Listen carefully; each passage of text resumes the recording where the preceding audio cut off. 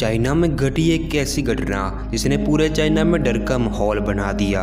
तारीख थी 14 नवंबर सन 1995 और रात के करीब 11 बजे थे। उस रात ठंड बहुत थी। एक बूढ़ी औरत और एक जवान लड़का रोड 375 की आखिरी बस का इंतजार कर रहे थे। ठंड की वजह से सड़क सुनसान हो चली थी और हल्का कोहरा भी दिखाई देने लगा था। बूढ़ी औरत और लड़के के बीच में नॉर्मल बातचीत चल रही थी। तभी एक बस उनको आते हुए दिखती है और जैसे ही बस स्टॉप पर रुकती है, बूढ़ी औरत और वह लड़का बस में चढ़ जाते हैं। बस पूरी तरह खाली थी। उसमें ड्राइवर और लेडी कंडक्टर के अलावा और कोई भी नहीं था।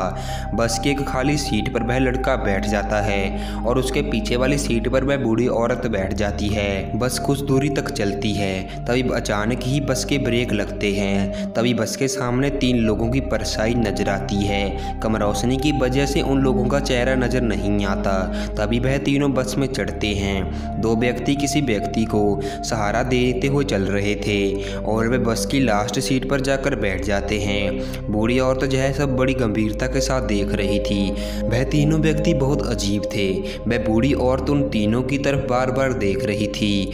बस कुछ आगे बढ़ती है तो बूढ़ी औरत अचानक ही अपने आगे बैठे लड़के के साथ बहस करने लगती है। बस कंडक्टर उन्हें शांत करवाने की कोशिश करती है पर बूढ़ी औरत शांत नहीं होती और अब बात बहुत ज़्यादा बढ़ जाती है। बस ड्राइवर उनको गुस्से में आकर बस से नीचे उतार देता है। नीचे उतरते ही वह बूढ़ी औरत शांत हो जाती है। वह लड़का उस बूढ़ी औरत पर गुस्सा होता है कि उसकी वजह से उसे भी नीचे उतार दिया गया। बूढ़ी औरत कहती है, बेटा मैं तुमसे झगड़ नहीं रही थी, मैंने तो तुम्हारी जान बचाई है। लड़के को कुछ समझ नहीं आता। तभी बूढ़ी औरत बताती है कि वह 3 लोग जो बस में चढ़े थे वह इंसान नहीं थे, उनके पैर हवा में घूम रहे थे और वह दोनों इसकी कंप्लेंट करने के लिए पुलिस स्टेशन में जाते हैं। पुलिस वाले उनकी बात पर यकीन नहीं करते और उनको वहां से भगा देते हैं और वह दोनों अपने अपने घर चले जाते हैं। अगले दिन बस कंपनी वाले अपनी बस समेत ड्राइवर और कंडक्टर के गुम हो जाने की रिपोर्ट लिखवाते हैं। पुलिस वाले को रात में आए उस लड़के और बूढ़ी औरत की बातें याद आती हैं और पुलिस वाले उन दोनों को खोज लेते हैं और उनसे पूरी बात पूछते हैं। वह दोनों रात में हुई घटना के बारे में बताते हैं। अगले ही दिन पुलिस वालों को वह बस 100 किलोमीटर दूर एक नदी में मिलती है। बस को पानी से निकाला जाता है।